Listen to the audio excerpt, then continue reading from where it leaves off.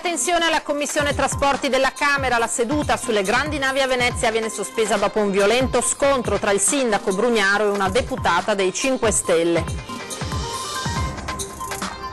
Prima degli scontri in Commissione Trasporti aveva parlato il presidente Zaia. La crocieristica fattura 160 milioni di euro e conta 4.000 addetti. Senza Venezia si trasferirà all'estero.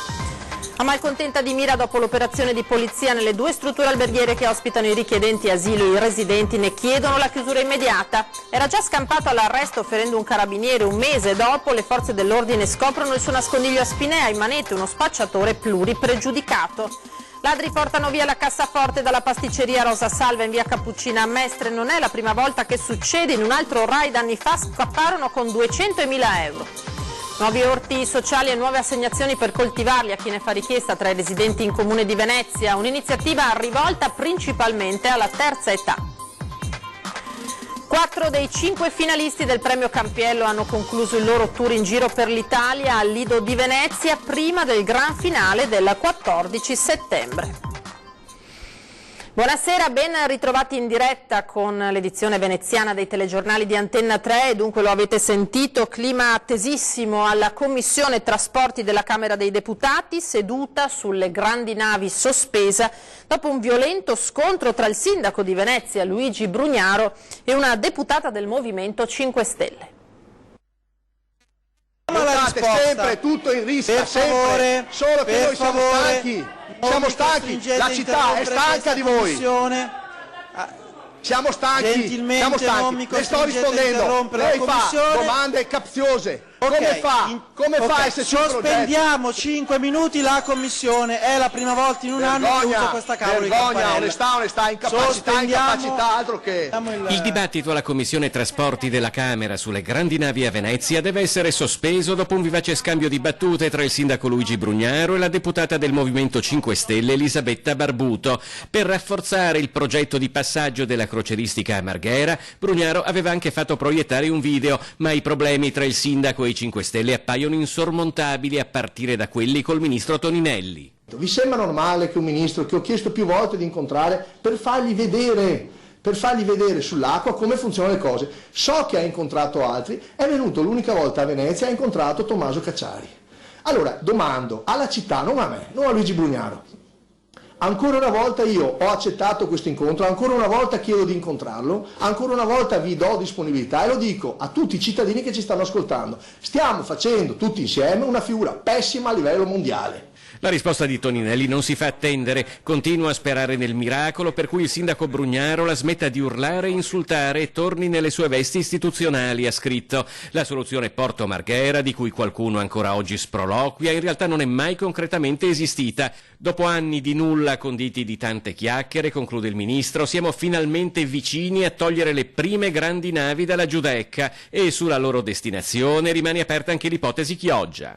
Molti turisti potrebbero essere anche interessati a guardare, non solo, alcuni si trasferiranno a Venezia, altri potrebbero andare nell'entroterra o fare altre escursioni, le Tegnue, il Delta del Po, Piove, insomma altre location che possono essere maggiormente attrattive, non per ultima anche la stessa Chioggia, che è una località da 50.000 abitanti, con aspetti anche un patrimonio storico, culturale, architettonico, non sicuramente al pari, ci mancherebbe altro, di Venezia, ma neanche così di basso costo. E dunque, lo avete sentito, divide ancora e come il tema grandi navi a Venezia. Prima dei sindaci di Venezia e Chioggia, i deputati avevano ascoltato il presidente della regione, Luca Zaia. Persa Venezia non ci sarà qualcos'altro di alternativo, perché le compagnie di crociera, abbandonato l'on-port veneziano, sceglieranno il Peloponneso, Istanbul o altre località per la crociera del Mediterraneo. Davanti alla Commissione Trasporti della Camera dei Deputati, dove è stato ascoltato assieme ai sindaci di Venezia e di Chioggia, Luigi Brugnaro e Alessandro Ferro, il presidente della regione Luca Zaia lo dice senza giri di parole. Persa Venezia, in Italia non ci sarà alternativa per un settore, la crocieristica, che coinvolge 1.800.000 persone, fattura 160 milioni di euro e conta 4.000 addetti. Ma le grandi navi in bacino San Marco e la Giudecca non ci possono e non ci devono più passare. Se da un lato è grave essere fermi ancora al decreto Clini-Passera del lontano 2012, ha detto Zaia. Dall'altro c'è una pietra miliare, il comitatone del 7 novembre 2017, l'unica sede ufficiale per prendere decisioni, convocato dall'allora ministro Graziano Del Rio. E in quel comitatone si decise che la soluzione sarebbe stata quella di trovare un'altra viabilità acquea, quindi non più canale della Giudecca, bacino San Marco, ma di percorrere una viabilità acquea che c'è già, che è interessata da grandi navi, non sono quelle croceristiche ma sono le petroliere, tanto è vero che quella viabilità si chiama Canale dei Petroli, quindi una nuova strada acquea che è il Canale dei Petroli, e quindi cercando di dare una destinazione alle grandi navi direttamente con un arrivo in quel di Marghera. Al momento siamo ancora fermi alle conclusioni di quel comitatone, ha detto Zaia ai deputati, invitando il ministro Toninelli a prendere parte attiva nella soluzione di una questione che non può più attendere. Ci sono state dichiarazioni in occasione di quel tragico incidente che poteva essere devastante, il primo incidente alle Zattere del 2 di giugno, grazie. In quell'occasione ci furono dichiarazioni anche da parte del ministro che disse: ho la soluzione pronta. Siamo il 2 di agosto, domani il primo, 2 di agosto, io spero che comunque una soluzione arrivi. E ora cambiamo tema. Malcontenta di Mira dopo l'operazione di polizia nelle due strutture alberghiere che ospitano i richiedenti asilo, i residenti ne chiedono la chiusura immediata. Bocche cucite negli alberghi Byron e Baby El Ciosotto a Malcontenta di Mira, dove sono ospitati circa un'ottantina di richiedenti asilo. Dopo il blitz delle forze dell'ordine avvenuto nei giorni scorsi a caccia di droga, nessuno ha voglia di parlare. La cooperativa che assiste i migranti cerca di minimizzare l'operazione di polizia come semplici controlli, ma tuttavia i residenti di via Malcanton, la strada dove sorgono gli hotel, sono preoccupati per la sicurezza, che a loro dire sarebbe insufficiente. Proviamo comunque a parlare con qualche immigrante. Quei pochi che non hanno lasciato le strutture sono seduti nel piazzale antistante di quello che resta di un vecchio albergo che all'epoca ospitava i turisti. Evitano qualsiasi commento, dallo spaccio di droga alle lamentele degli abitanti disturbati dagli schiamazzi a qualsiasi ora del giorno. Proviamo a chiedere informazioni ad uno dei ragazzi dopo che gli facciamo leggere gli articoli di giornale sul presunto spaccio di sostanze stupefacenti. Come sanno loro che ci sono le gente qua che stanno facendo la droga? Perché hanno detto che qua ci sono tante gente che fanno la droga? Non è vero. O è vero secondo te? Il suo sguardo è contrito e chiede dunque di non proseguire l'intervista. Anche chi gli è accanto preferisce non rilasciare dichiarazioni. Grave. È grave quello che dicono? Sì. Sì? Però non sono al giusto posto a parlare quello di roba. Questo non posso parlare. Ma non è vero nulla di quello che scrivono? Quello non lo so, non posso parlare di questa roba, non sono disponibile. Abbiamo un capo qua, se vuole l'informazione giusta, puoi chiederlo. Una situazione di estremo disagio vissuto dai migranti in un contesto di degrado che si scontra anche con le paure dei residenti della zona che ne chiedono il trasferimento. In passato all'interno delle strutture vivevano all'incirca 130 migranti, diminuiti adesso ad 80, sempre tanti secondo le loro denunce, tanto da volerne la chiusura definitiva. Arrestato dai carabinieri di Spinea uno spacciatore tunisino che già un mese fa era riuscito a fuggire al fermo, ferendo tra l'altro proprio un rappresentante dell'arma. I carabinieri lo hanno atteso per ore, appostati all'esterno del suo nascondiglio, una camera anonima in un condominio di Spinea. Appena uscito lo hanno fermato e dichiarato in arresto. In manette è finito così un tunisino pluripregiudicato, già noto alle forze dell'ordine per i suoi trascorsi criminali, soprattutto nel circuito dello spaccio mestrino. Già un mese fa i militari avevano tentato di bloccarlo mentre camminava spedito per Spinea con 2 valigie contenenti 100 grammi di cocaina e un coltello con lama da 20 centimetri. Lui però aveva reagito violentemente mandando in ospedale un carabiniere. Nella sua camera i militari hanno ritrovato il solito kit, un bilancino di precisione, un coltello a serramanico, i telefoni cellulari dedicati all'attività di spaccio, circa 8 grammi di cocaina e quasi 4.000 euro in contanti suddivisi in banconote di vario taglio, ritenuto provento dell'attività illecita. L'uomo è stato portato nella casa circondariale di Santa Maria Maggiore a Venezia per spaccio di sostanze stupefacenti, resistenza pubblica ufficiale e porto di armi o oggetti atti ad offendere. E ladri portano via la cassaforte dalla pasticceria Rosa Salva in via Cappuccina a Mestre. Non è tra l'altro la prima volta che accade un fatto di questo tipo. Un altro episodio anni fa era finito con i ladri in fuga con ben 200.000 euro.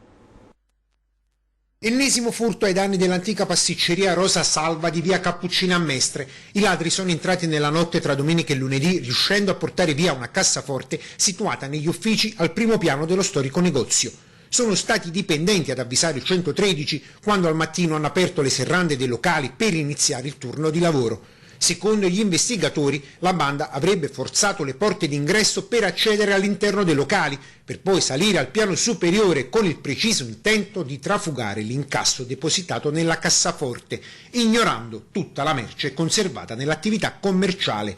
Ancora da quantificare il bottino rubato, ma la somma si aggirerebbe intorno alle migliaia di euro. Non è la prima volta che Rosa Salva finisce nel mirino dei ladri. Nel 2015 qualcuno aveva messo a segno un colpo analogo. Il bottino quantificato fu di 5.000 euro. Anche in quel caso non furono trovati segni di effrazione. Nel 2001, invece, la sede veneziana di Rosa Salva subì un colpo ben più duro. I ladri portarono via all'incirca 200.000 euro.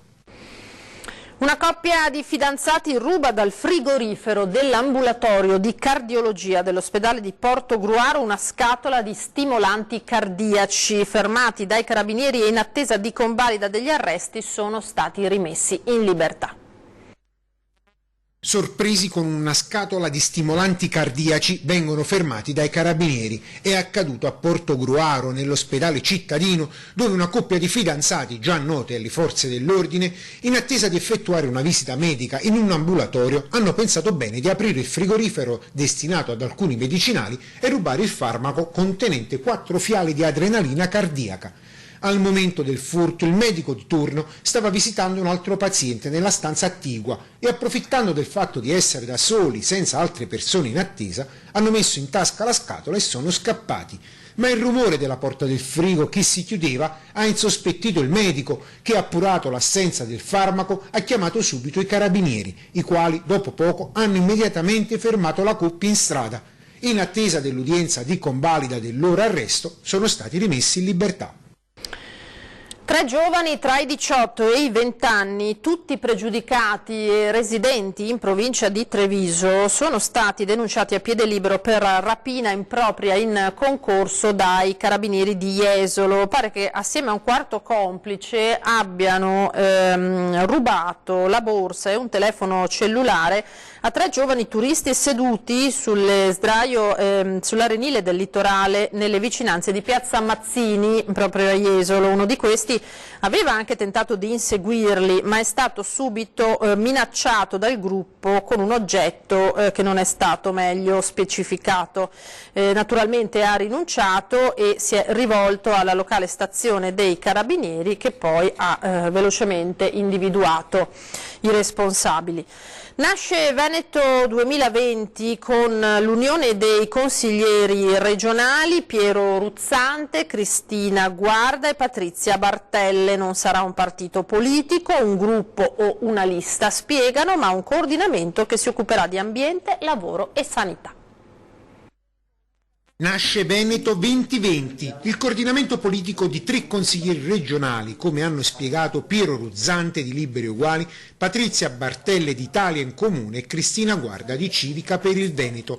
Non sarà un partito, un nuovo gruppo lista, ma semplicemente l'unione sotto un unico nome, appunto Veneto 2020, che si occuperà di ambiente, lavoro e sanità, come hanno sottolineato i 3 consiglieri che si sono uniti con l'intento di creare un nuovo soggetto politico in grado di rispondere alle esigenze dei cittadini. Il coordinamento, spiega la consigliera Guarda, sarà a disposizione dei consiglieri di minoranza, ma in particolare a quella parte di popolazione veneta che non trova spazio né rappresentanza e che non viene di fatto ascoltata. Abbiamo la necessità di creare una visione politica pluriennale che non sia basata su risposte spot, soluzioni semplici a problemi complessi come quelli ambientali, sociali, sanitari, lavorativi del nostro territorio. mentre Piero Ruzzante evidenzia come non sia la Lega il primo partito in Veneto, ma l'astensionismo, e quindi bisogna dare voce a quelle persone che non vanno più a votare. Come Veneto 2020 ci proponiamo anche di essere riferimento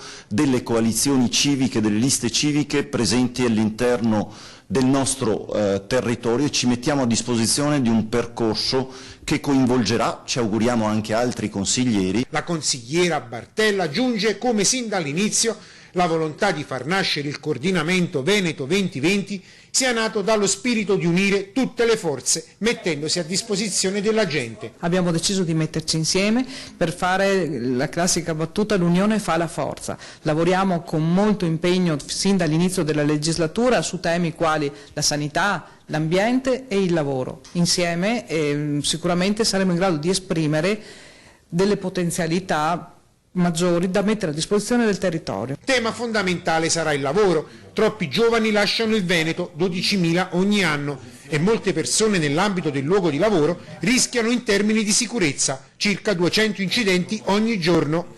Ogni 4 giorni un incidente mortale. Crediamo sia necessario dare risposta al mondo del lavoro. La Giunta regionale ha approvato la delibera che permette di dare avvio ai lavori di marginamento dei tratti Alcoa ed Enel nell'ambito del programma di recupero dell'area di Porto Marghera, con un impegno di spesa di 9,5 milioni di euro. La Regione continua il risanamento di Porto Marghera, ha commentato l'assessore regionale alle attività produttive Roberto Marcato, ma stiamo lavorando con risorse limitate. È tempo che il Ministero dia risposte concrete stanziando i fondi necessari a completare la bonifica. Ci fermiamo per qualche istante, rimanete naturalmente con noi, a tra poco.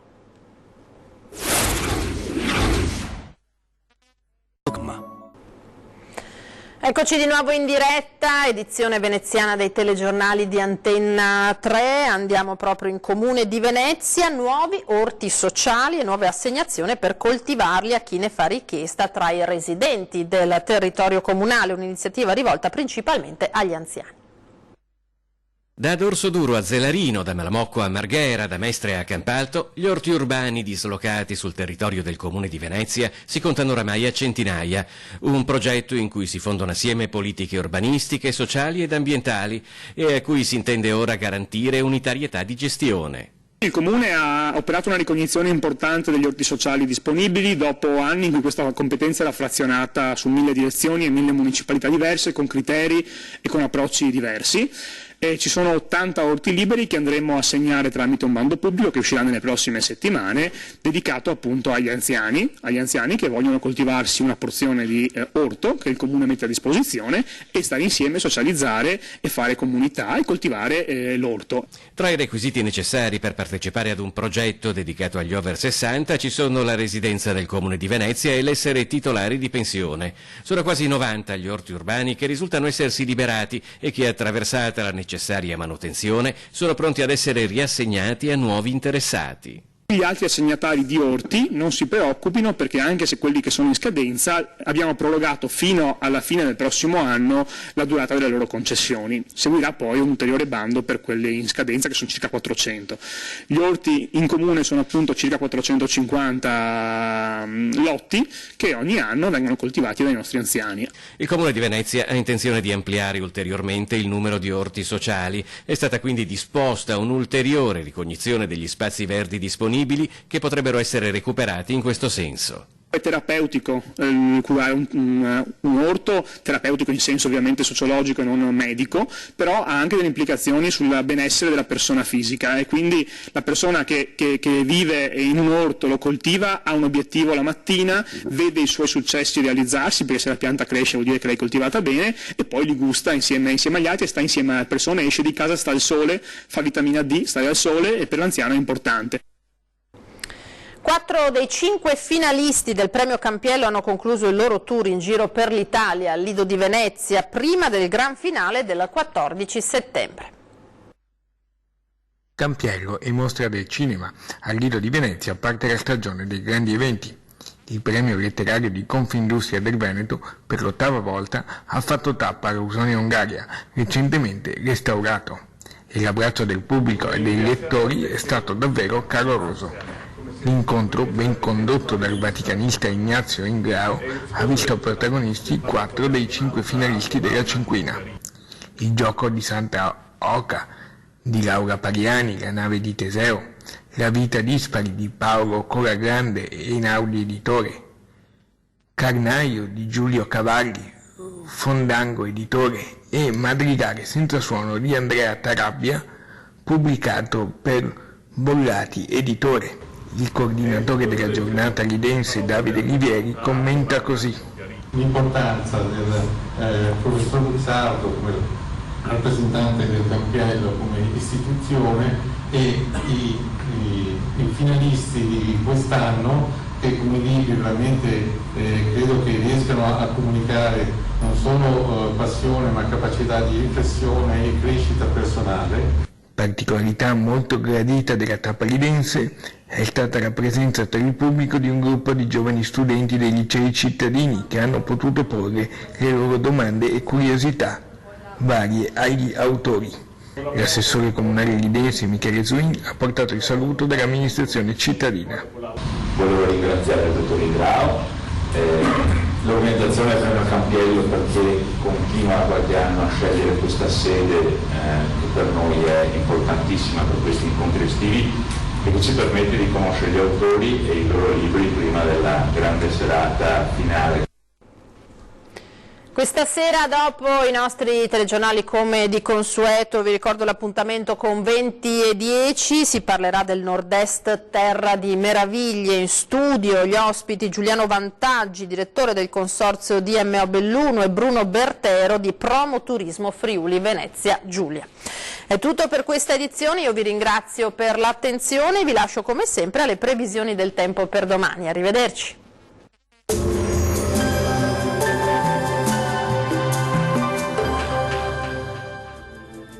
Bentrovati al meteo. Inizio di agosto con l'alta pressione delle Azzorre che favorirà un tempo stabile e temperature nella norma sul nostro territorio. Vediamo il dettaglio di giovedì. Sul Veneto ampio soleggiamento e cielo al massimo poco nuvoloso. Attenzione solamente a qualche occasionale temporale sui settori alpini, specie durante il pomeriggio e localmente fin verso le pianure veronesi. Temperature stazionarie e in linea con la media del periodo, minime tra 18 e 24 gradi, massime comprese invece tra 28 e 31 gradi.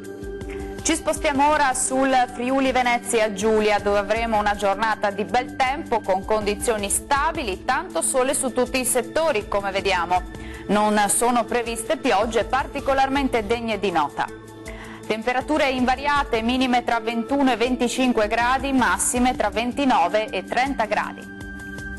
Uno sguardo infine al Trentino Alto Adige, dove avremo un tempo asciutto al mattino, poi qualche temporale a carattere sparso, possibile un po' su tutta la nostra regione. Temperature minime sui 18 gradi, massime comprese invece tra 30 e 31 gradi.